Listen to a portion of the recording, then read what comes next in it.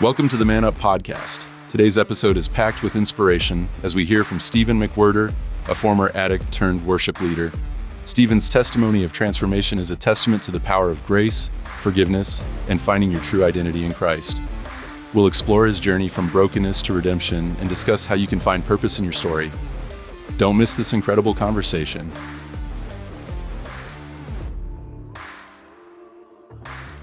Hey, welcome to another episode of the Man Up Podcast. I'm your host, Terry Gwaltney, and I'm excited about our guest today. We have Stephen McWhirter with us.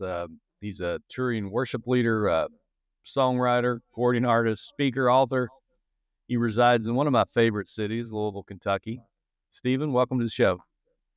You forgot baker, candlestick maker. I'm just kidding. There's some things I just don't know yet. Right. Good to see you, man. That's awesome. Well, you know, some of our audience was probably at an event we just had, which was Worship Under the Stars, and Stephen and his band actually played. This has been about 2 weeks ago. So he didn't disappoint. That was just a great time that evening underneath the stars, kind of a unique setting. And so it's for a lot of the audience, it may be your first introduction to Stephen. We'll make sure we have some links in here. If you've not heard his music, I don't know how that's possible, but we'll make sure that's in there so you can follow him. I know he's about to go on the Maverick tour, correct? I am. I'm going to be heading out with Maverick City through October 27th through the December 7th or something like that. So it's a lot. Yeah. Oh, wow. How many cities are you going to hit with that tour? I think it's 25. All wow. arenas. It's kind of crazy. So yeah. Awesome. Well, I just encourage you guys, if you get a chance to catch them while they're on tour, that's just going to be a great overall experience. And man, you don't want to miss that. So it sounds like you're going to have a lot of opportunities. Probably going to be coming to a city near you.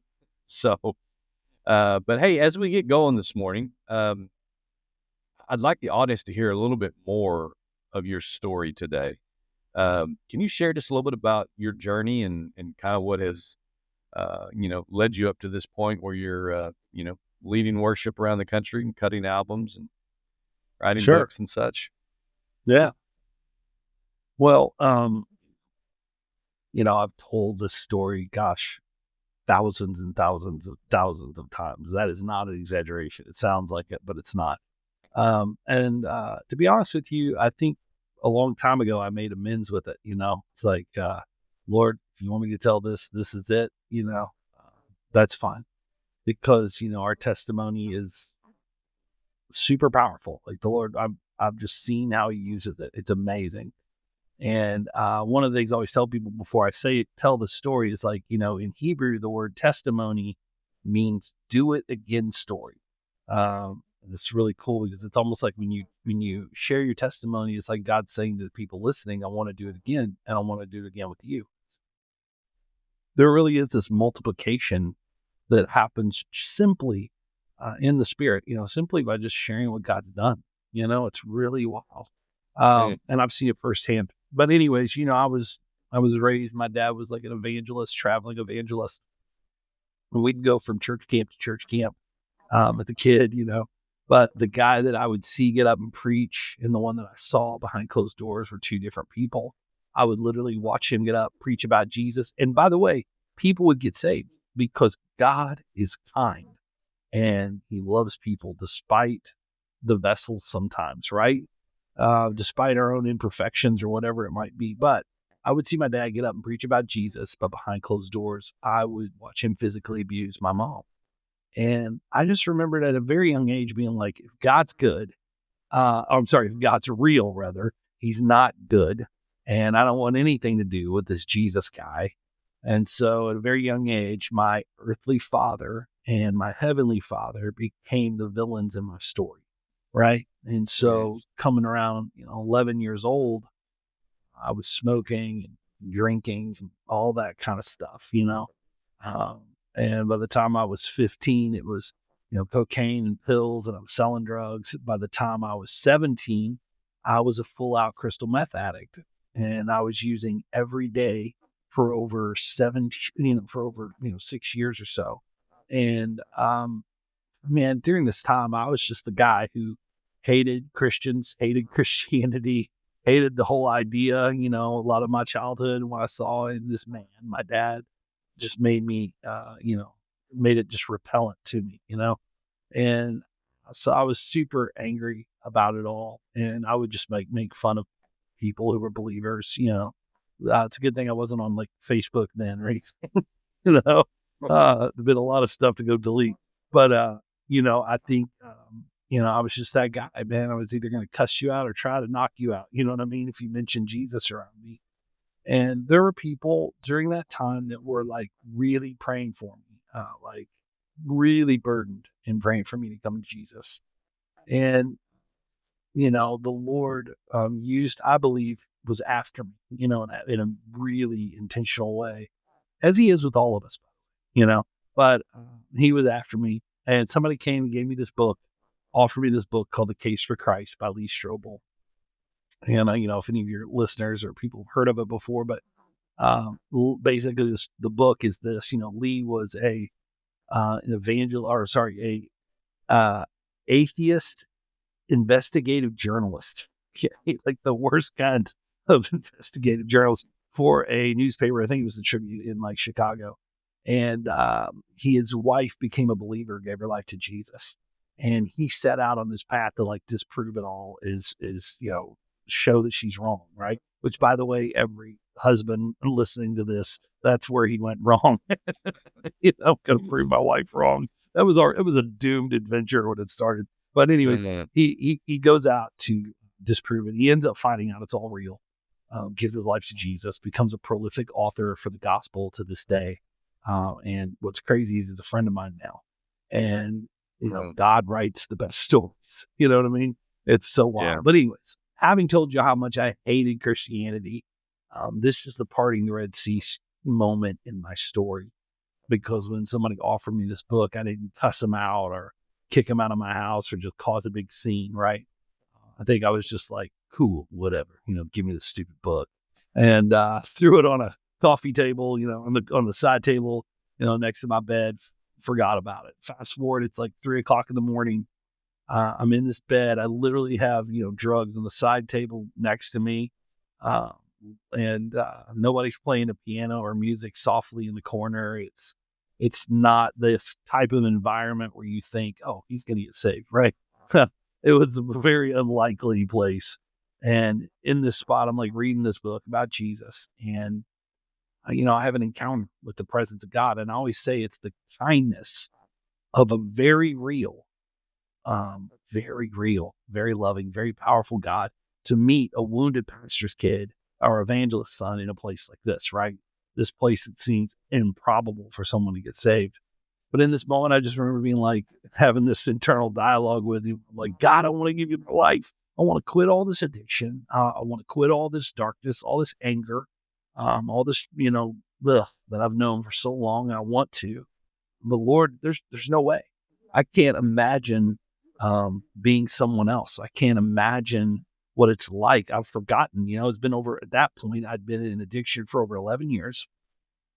And I couldn't remember who I was before it all. I couldn't remember what it was like to just be like a little boy or a little kid and just be happy without taking some kind of substance to make me happy. Right.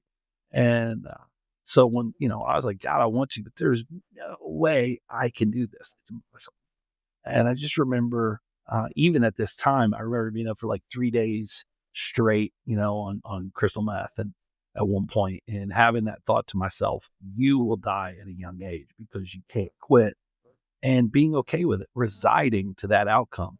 You don't get further in the pit than that. So when I told the Lord, I want to, but I can't, he knew I meant it, right?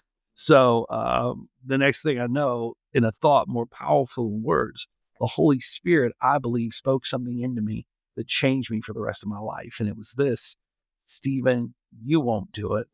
I'll do it. And this is that Ephesians 2:8, right? You're saved by grace. This isn't something you can boast about. It's a work of God. I realized I was incapable on my own. And he said, I'll do what you can't, right? And there is one thing that we can do. And this is in John 6:29. And it says, the only work the Father asks of you is to believe in his Son, to take him at his word, to say yes to the thing that he said, to receive it, right? And to believe it in a way, which I did that night, to believe it in a way where it was like, I know I'm breathing air right now. And just fell to my knees in that room, gave my life to Jesus, went from addiction to redemption, meth addict to worship leader, wounded pastor's kid to a son of the living God. And because it's all real, I mean, God's real. It's all real. And I'm not out here trying to sell anything right now. I'm not trying to get somebody to join a mailing list. I don't need anything from anyone right now. It's just all real, and in that moment, I literally went from one creation to another. It says that the old is gone, the new has come. Paul writes, you are now a new creation. You're, with Christ in you, you're literally a new species. You're a new creation. And, that was it. It's the beginning of a very insane journey. Yeah. So let's talk about that just a little bit. So we've Sure. got a camp coming up here at the end of the month, and it's for men. It's called the Man Up Adventure Camp. And the theme... That would be weird if it was for women and you called it Man Up. So wasn't it? Sleuth. I'm sleuthing it out. Go ahead. Well, the theme for this year, I just thought was interesting as you were talking. It's your story isn't over. And I'd like you just to speak into that a little bit, because you had reached a point where it sounds like you felt like your story wasn't over. And then what you just kind of closed out with, I want us to unpack that a little bit, because I think there's a big difference between when someone has a salvation experience and then someone legitimately becomes an apprentice and a disciple of Jesus. In other words, we want everything instantaneous in this microwave society. And yes, there was a transformation that took place because we become a new creation in Christ Jesus. Old things passed away, all things become new. But we're still in this old body, and we're still, dealing with some junk and things, that are going on. And it's kind of that old statement. I think some guys get hung up on, man, I'm just never going to make it. And I think sometimes we just need to realize I'm not where I need to be yet. Thank God I'm not where I used to be, and that it's incremental progress in the journey, not in the salvation, but in the journey becoming a more of a disciple like Jesus. Speaking to that a little bit. Yeah, I would even look at it two couple things. Yeah, you're a disciple, but more than that, you're a son. Speaking to men specifically right now. And, there's a difference between people I'm teaching maybe and my children. Yeah. Right? They get treated a little differently, don't they? Yeah. And because they're my children. And so that's an important thing to understand up here, in your mind and in your heart, to grasp the idea that you're not just a disciple only. You're not just an apprentice only. You're a son. The son is welcome to the table with his father, right? That's a big difference there. Oh, and two, one of the things to understand is like, you've taken on his righteousness. That's literally what it says. You're saved by grace. He now sees Jesus when he looks at you. Because if he saw you, you'd be in trouble, right? We've made that, the whole gospel's made that very clear. You and I were broken, right? We were incapable of paying the price. Jesus did it. Now, we're a new creation, right? But I'm saved, okay? I'm still a son, but my choices have consequences, right? My choices have consequences. I can make bad decisions and reap those, the fruit of those bad decisions, correct? And the same thing goes for good decisions. I'm still a son. I'm still his, but there's good fruit and there's bad fruit, right? And if I spend my time growing in the areas that he wants to grow me, I'm going to see better fruit. But it's not about maintaining. It's not about me now going, I'm saved by grace, I'll take it from here, right? He is still doing it through us. Philippians 2:13 says it's God in you. Very important. Philippians 2:13, it's God in you. giving you the desire, that's the want to you don't have yet. He's doing that. Okay.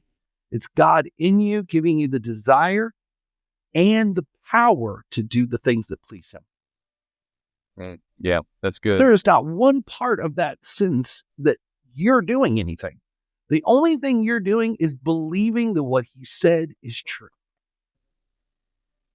Yeah, I think that ought to give hope for guys out there that are struggling, because I think for most people, they can't separate the tie between their performance and their works. And so, yeah, me and God are tight. Sure. We're good because I have my act together the last 3 months. But, You this make month, one mistake. yeah, You make this one month, mistake. so I'm going to isolate. They don't understand the father-son thing you're talking about. Yeah, and honestly, the law is now, we don't live by the law, right? We can agree on that. We live by the grace, the New Testament, the grace of Jesus. We live by the death and resurrection of Jesus, right? But what we see sometimes is we see this thing where it's like, you're saved, so here you are, and this, I don't know if you're listening to this or seeing this, but you're like on this part of this like walk, right? And you're in the middle and you're doing good and you're moving forward a little bit, but then you make a mistake and you go back 4 steps. Oh, you made a mistake. Okay, I'm going to get up 2. Well, I made another mistake, so I'm going back 1. That line does not exist in the gospel. There's fruit that's going to hurt you and fruit that's going to help you, right? But your salvation, your closeness to the Father, your welcoming you into the banquet table, right, is not determined by that. Because now that literally is living by works. Yeah. That you think are pushing you or bringing you closer, but all he sees is Jesus. But there is consequences on this side of eternity, here and now, that hurt us, right? That's the difference. And I think it's hard for people to grasp. That's freedom, not freedom to go out there and sin like Paul says. It's like, it's not a list of what you have to quit doing. It's a list of who you get to be. You get to be free. You get to be new. You get to be happy and whole. You get to be set apart. It's just a shift of how you look at it. Yeah, it's definitely a mindset shift. And I think for guys that are on here that maybe, or have a driven personality, whether that's, in business or they're an entrepreneur or whatever, I think that becomes maybe even a little bit more difficult for us to grasp sometimes, because it's like, I need to earn this, I need to perform, at an optimal level, if I'm going to deserve this, if I'm going to get celebrated for this. And then when I don't, it's like, well, so I think it's a challenge for a lot of guys is my whole point. And, it's spot on. Talk to me a little bit, or talk to the audience, maybe just a little bit about, you had this 11-year stretch, and I'm sure that's a period of your life. Sometimes you wish you didn't have the story to tell. Now, I know now that it's been redeemed and you've seen it impact so many people, but so many people are sitting here listening, and I just, we've both seen people that God takes their mess and turns it into their message. He takes their pain and turns it into their purpose. I can't tell you how many times. Yeah, there's a lot of guys listening today, and they still are clothed in that stain of their sin, and the devil's still using it against them, even though it's history. But I think there's a difference between being history and being his story.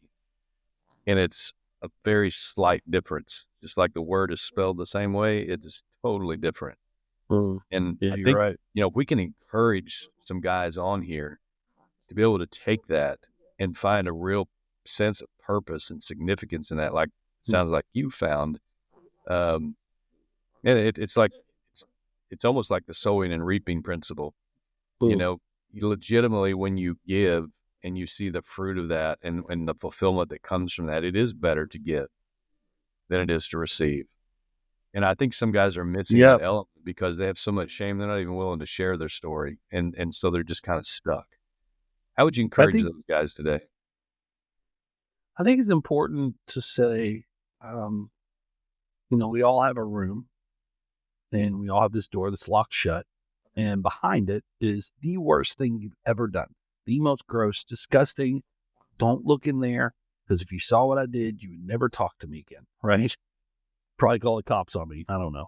But Jesus kicks that door down. This is the gospel. This is the good news. It's good news. If you're not hearing good news, you're not hearing the gospel, okay? Jesus kicks that door down and says, I want her, or I want him, I want you. And that's the gospel. You didn't qualify for it. He qualifies you. And we want to think, because look, man, I go back to my story. It's 3:00 in the morning. I'm in that room. I'm a meth addict, all this kind of stuff. I'm literally holding this book written by this guy. Imagine Jesus saying to you, Stephen, someday you're going to get up and tell everybody you were a meth addict. And you're going to tell them all the things you did. And you're going to tell them, that you hated people that were Christians. And I'm going to use what you thought would mark your life with shame, and I'm going to use it to mark your life with my glory. This is the gospel. I was one way, now I'm another, right? I was blind, now I see. I was whatever, now I'm a good or song. I'm already saved. And I made these mistakes, and Jesus used me anyways, because it's the grace of Jesus, right? It's the grace. Does that make sense? Yeah. I think that's super important for people to understand. I don't know. I don't know. I don't know if people have an easy time understanding that, like separating what honestly is probably this. I'm sorry. I'm trying to think of how to put it. It's probably more of a fear about what people think than anything else. Yeah. Right. And real freedom for men and for everybody, honestly, but definitely for men is freedom from the opinions of other men. And if you can get free from that and you can just care about what the Father thinks, like you can just care about what God thinks, what Jesus thinks, you'll start to see the kingdom advance through your life really fast. Yeah. Which is good. It's kind of a great segue. One of the other topics that'll be covered during our camp this year is really understanding your true identity. Because I think for men, it's very easy for us to wrap our identity around what we do. So what we do becomes who we are. And then that gets snatched away or we fail at it. And it's like we're looking in the mirror like, who are we? What was I created for? I don't have a purpose. What's my identity?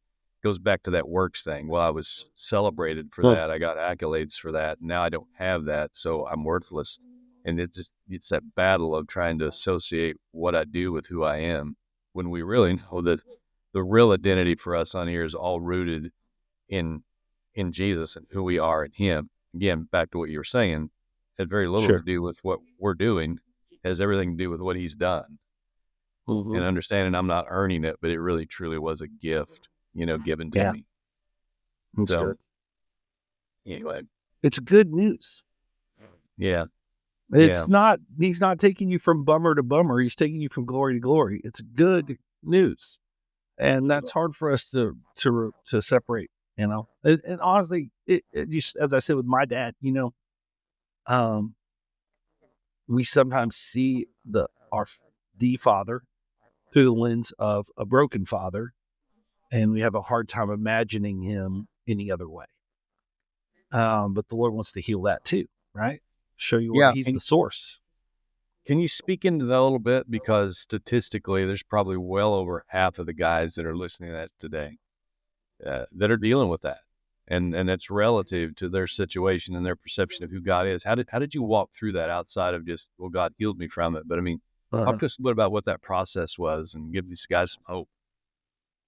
Yeah, I mean, there's two things. One, the Lord kind of healed my relationship with my dad. Let me just first share that, my dad stopped physically abusing my mom when I was around 11 years old, 10 years old. By the way, if, you're, if a woman hears this and you're in an unsafe situation, get out of it. That's not what I'm saying. Okay. But, for whatever reason, my mom stayed with my dad. I wasn't happy about it, hated it. But later in life, I did go and forgive my dad. It was not a Disney moment. It was really weird.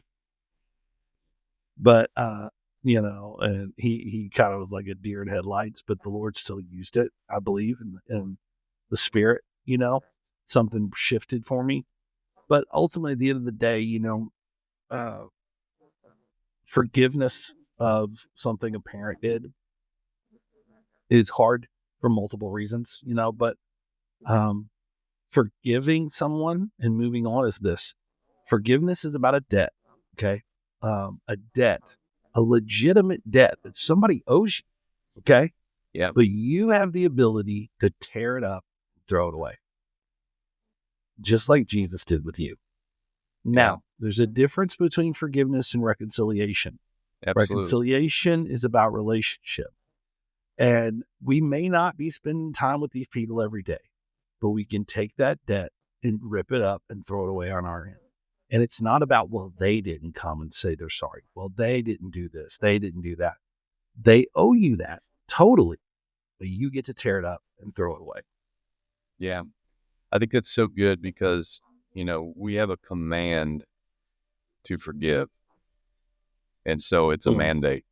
If we want to be forgiven, we have to forgive. And that's putting the outcome there. We have a justice thing in us, man. Yes. That's like, that's not right. Right. Yes, I think that's why we right. struggle with it so much. If I forgive them, then I'm releasing them from that. And they don't deserve that. I think that's why it's a command. Yeah. But the reconciliation said it's conditional. Yeah. That's that. I don't have to spend time with them. I don't have to but the other thing is it's actually putting it in the Lord's hands. It's actually giving it over to the Lord. Yeah. Yeah. And I'd like to encourage, if you're listening today, again, it's funny, the stuff we're talking about. There's 4 talks we're going to do at the camp. One of them has to do with the subject here about just letting it go. Because some of you guys can't move forward because you've got one foot stuck in the past.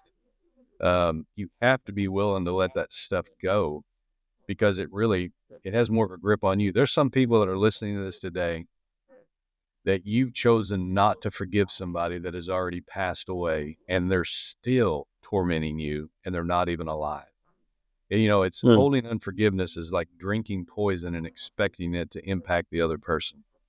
You need to let that go just for your own sake and for your family's sake.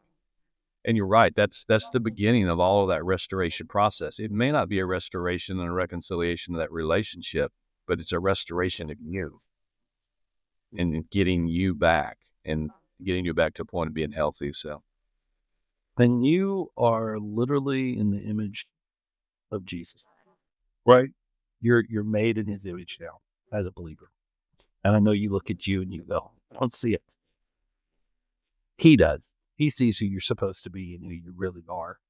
And sometimes one of the most like Him things we can do is to forgive when somebody doesn't deserve.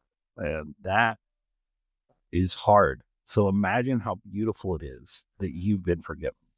That when you were at your worst, God so loved the world and He sent His Son to die for you.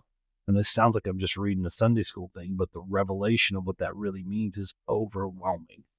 Yeah. Yeah, so true.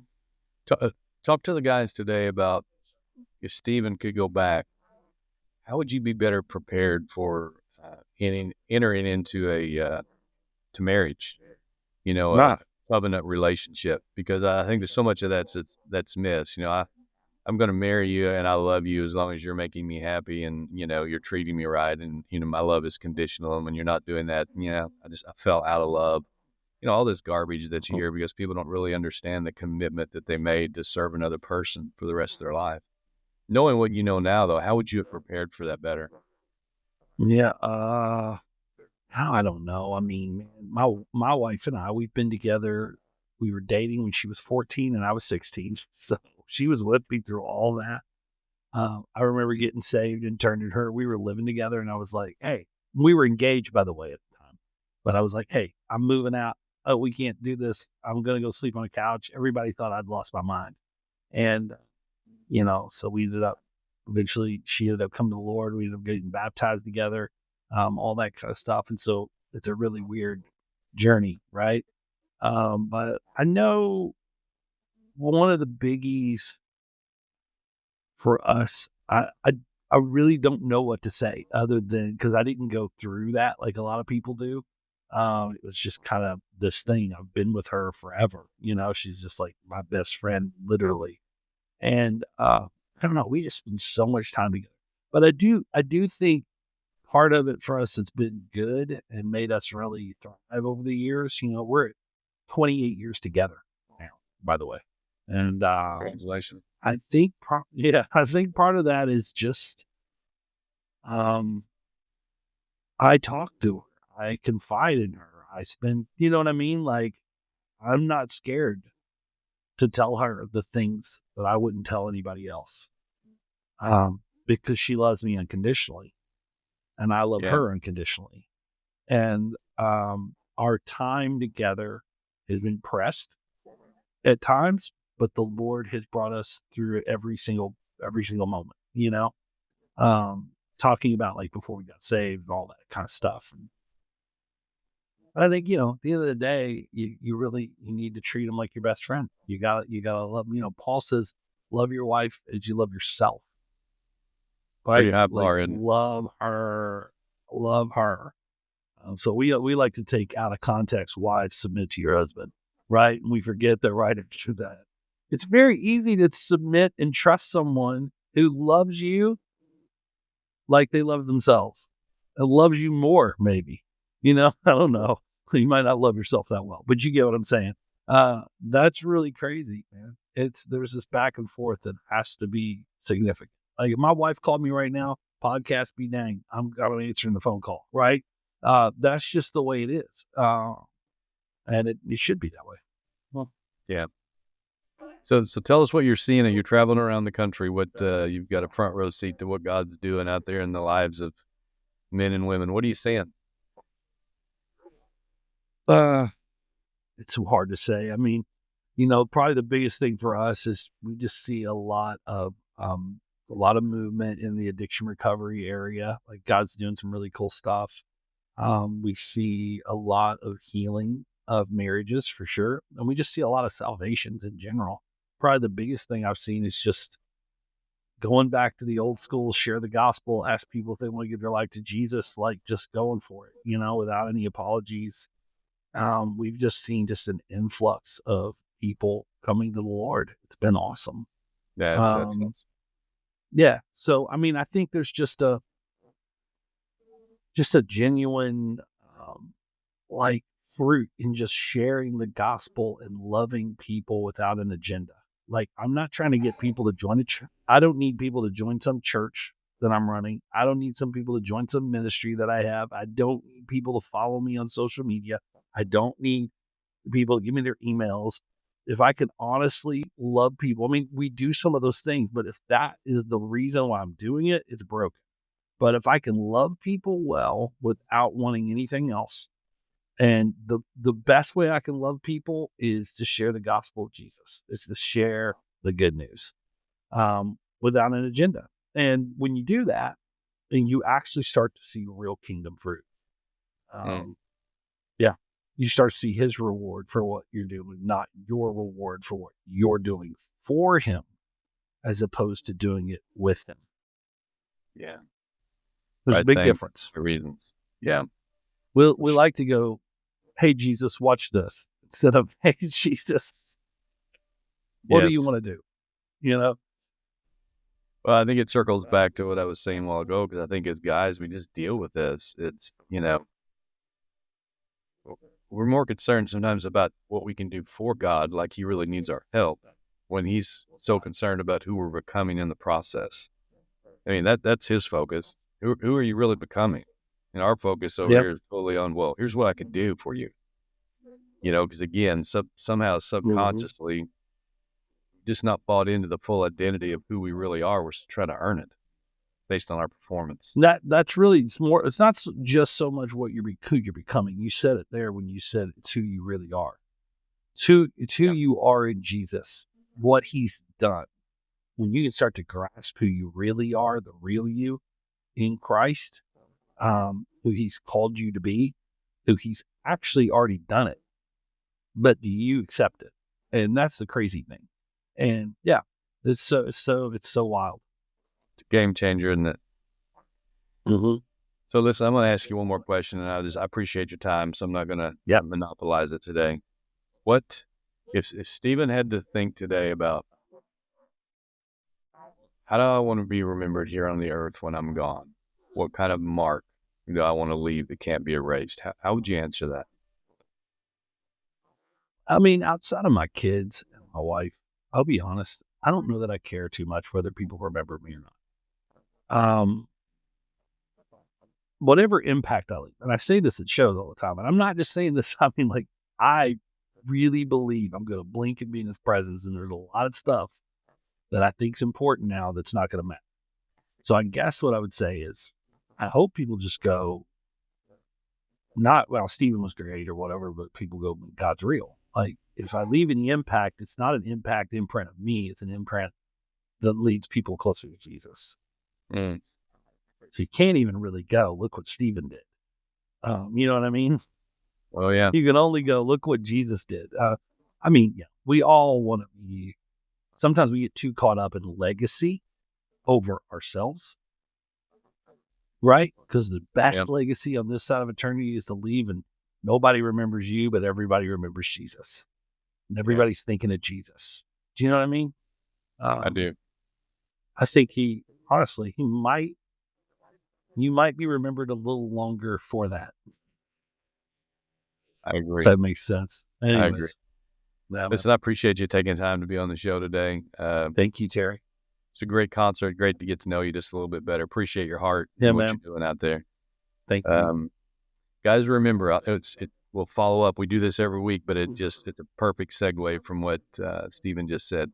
Legacy is not so much what you leave behind. It's what you leave in people. It's not what you leave to people. It's what you leave in people. So go out there and make a mark that can't be erased this week. And we'll talk to you next time on the Man Up Podcast. See you soon. Thank you for watching the Man Up Podcast. Make sure to follow on Spotify and subscribe on YouTube. And give us a review in the comment section on YouTube. Thank you for listening to the Man Up Podcast. For more resources on your journey to becoming a better man, check out manupadventure.com. And while you're there, don't forget to sign up to receive our weekly Man Up newsletter for encouragement and tips every Monday. If you haven't attended Man Up Adventure Camp yet, it's not too late. Register now for camp in 2025. We hope to see you around the fire.